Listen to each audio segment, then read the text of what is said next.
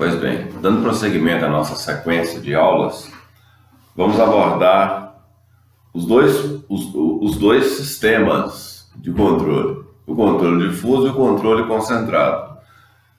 Nesta aula de hoje, vamos abordar o controle difuso.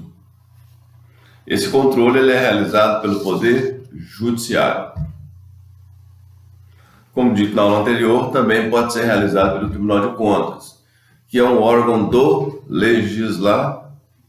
O Tribunal de Contas é um órgão do Legislativo, não é um órgão do Judiciário, mas ele pode realizar o controle, essa modalidade de controle. Já o Judiciário, a sua função típica de exercer a sua atividade, ele pratica esse chamado controle difuso. Por que esse controle é chamado difuso ou aberto? É difuso ou aberto, gravem bem, porque qualquer juízo ou tribunal é competente para falar da constitucionalidade ou inconstitucionalidade das leis e atos normativos. Qualquer juízo ou tribunal, seja o juiz atuando de forma singular, na mais distante comarca do Estado, seja o desembargador atuando no Tribunal de Justiça, seja nas suas turmas, seja singularmente, ele tem esse poder. Ele pode, ele deve exercer, ele tem que falar, se provocado, a respeito da constitucionalidade e inconstitucionalidade de leis. Então é difuso por quê? Porque qualquer juiz ou tribunal é competente para falar da constitucionalidade ou inconstitucionalidade das leis. Tranquilos até aí? Tranquilos? Então vamos lá. Ele também é chamado de incidental ou incidento tanto. Por que incidental? Porque a causa de pedir não é a inconstitucionalidade das leis. A causa de pedir é uma questão concreta que existe entre A e B, e C ou D. É uma lide que foi estabelecida para ser resolvida junto ao Poder Judiciário. Então existe uma lide.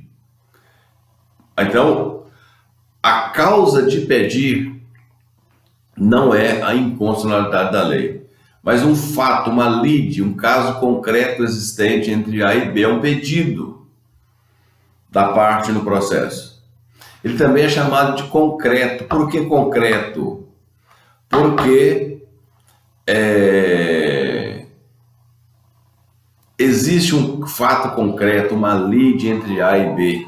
Exemplo, um mandado de segurança para não pagar determinado tributo por entender que aquele tributo não é justo a sua cobrança, e preliminarmente você vai arguir, a gente vai explicar o que é isso, e você vai arguir a inconstitucionalidade desta lei. Então, aberto por quê? Qualquer juiz ou tribunal é competente para falar da inconstitucionalidade das leis.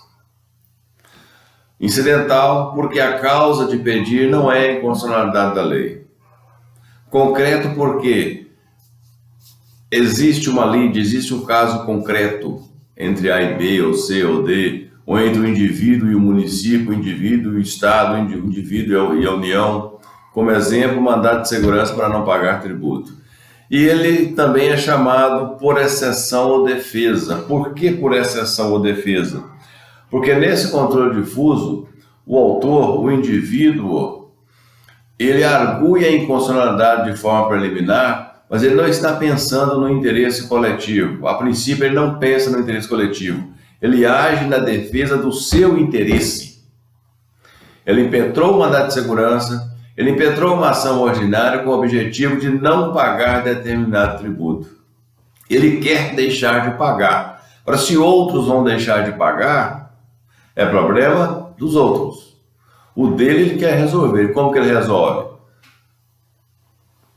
Por meio do controle, ou através do controle difuso. Tá dando para entender? Concreto, aliás, difuso ou aberto, porque qualquer juiz ou tribunal é competente para falar da constitucionalidade e inconstitucionalidade das leis. Incidental, porque a causa de pedir não é a inconstitucionalidade da lei. Concreto porque há uma lide pré-estabelecida entre A e B, como exemplo, mandado de segurança para não pagar determinado tributo.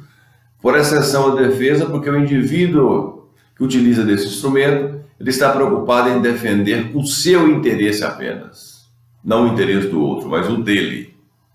Tranquilos? Vamos a um exemplo até um pouco longo. Vamos supor que o indivíduo A, em face de determinado tributo, ele é um empresário, não concorda com o tributo estabelecido em lei, ele paga aquele tributo já há mais de 10 anos, mas ele não deseja pagar mais e ainda quer reaver aquilo que já pagou com juros e correção monetária. Ele vai impetrar essa ação onde?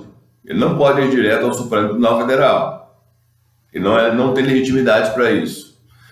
Então, logicamente que ele vai, por meio do seu advogado, ele vai impetrar a ação no juízo da sua comarca ou na vara da fazenda, ou seja, em primeira instância.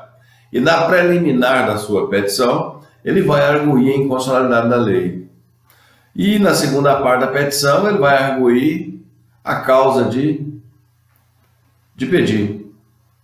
Deu para entender? Então, incidentalmente, na preliminar, ele vai arguir a inconstitucionalidade. O juiz, ao decidir, ele não pode julgar o mérito da causa sem antes passar pela preliminar. Ele vai ter que falar, a lei é constitucional ou a lei é inconstitucional. Falando na sentença se é ou não constitucional, alguém poderá recorrer. Normalmente a parte perdedora recorre. Vai recorrer onde? Ao Tribunal de Justiça do Estado. No Tribunal de Justiça do Estado, o tribunal também vai falar se é constitucional ou se é inconstitucional. Alguém vai recorrer. E qual é o instrumento de recurso? O recurso extraordinário. O recurso extraordinário ele vai encontrar guarida lá no artigo 102 da Constituição Federal. Permitam aqui abrir a minha Constituição. Vocês também devem abrir a de vocês.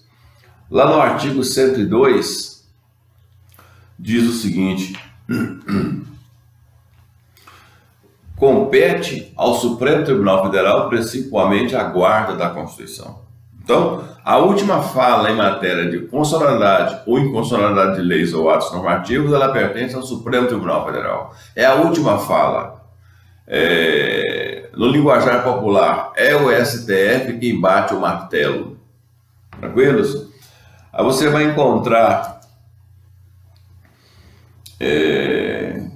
no inciso 1, originariamente compete a ele julgar a ação direta de constitucionalidade de lei ou ato normativo federal, mas o que vai nos interessar é o chamado recurso extraordinário.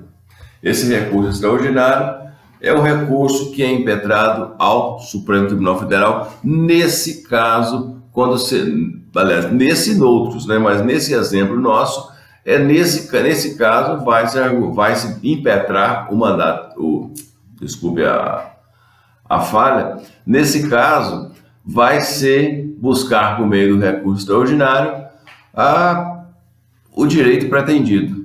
Por quê? Em primeira instância, alguém perdeu, alguém ganhou. Em segunda instância, alguém perdeu, alguém ganhou. E o perdedor vai buscar o quê? Vai buscar a última palavra, que é a palavra do Supremo Tribunal Federal, por meio do recurso extraordinário. Esse recurso extraordinário, ele mexe, entre aspas, os efeitos da sentença. Tranquilo? Então, interrompa o raciocínio por aí, nesse momento. Recurso... Ação primeira instância, alguém perdeu, alguém ganhou.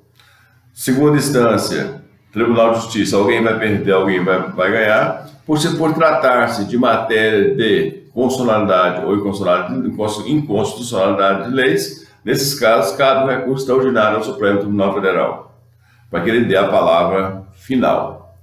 No próximo vídeo, nós abordaremos o assunto mais uma vez. Tranquilos até aí?